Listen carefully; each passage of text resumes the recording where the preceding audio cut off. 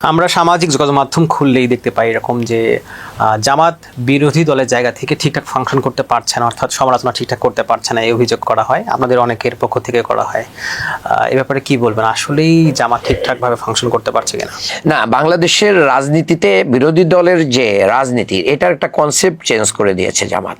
সেই কনসেপ্টটা হচ্ছে সকল ব্যাপারে একসময় বিরোধী দলরা সব ব্যাপারে বিরোধিতা করতো। জামাত বলছে না, সরকার যেটা ভালো কিছু করে আমরা বরঞ্চ সরকারকে সেই ব্যাপারে সহযোগিতা করব। এই যে কালচারটা বাংলাদেশে পরিবর্তন হয়েছে, এই কারণে আগে যেরকম সব ব্যাপারে বিরোধিতার যে মিছিল, মিটিং, হরতাল, পিকেটিং, এইটা ওইটা কর্মসূচি, এইগুলো তো এখন হচ্ছে না, ওইভাবে হচ্ছে না।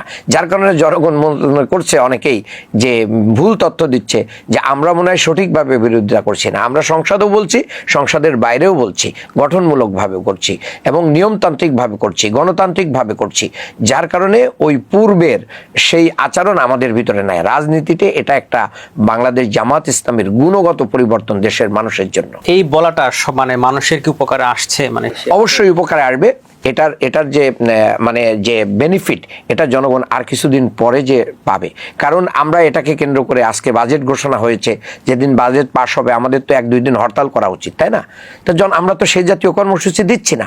আমরা ওই সংঘাতের রাজনীতি এবং দেশ বিরোধী রাজনীতি, যদি সরকার সীমা ছাড়িয়ে যায় সেখানে আমরা সেটা করব। কিন্তু যতক্ষণ আমাদের সমালোচনা করার সুযোগ রয়েছে, প্রতিবাদ করার সুযোগ রয়েছে, আমরা হঠকারী সিদ্ধান্তের মাধ্যম দিয়ে বিরোধিতার জন্য বিরোধিতা করব না, কার্যকারীভাবে করব।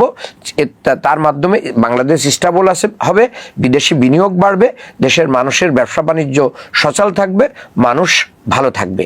এটার মাধ্যম দিয়ে আমরা একসময় সরকারকে বাধ্য করব, সমালোচনার মাধ্যম দিয়ে তোমাকে পরিবর্তন করতে হবে। এবং মিডিয়ার এখানে একটা বড় ধরনের দায় রয়েছে, সাদাকে সাদা বলা, কালোকে কালো বলা।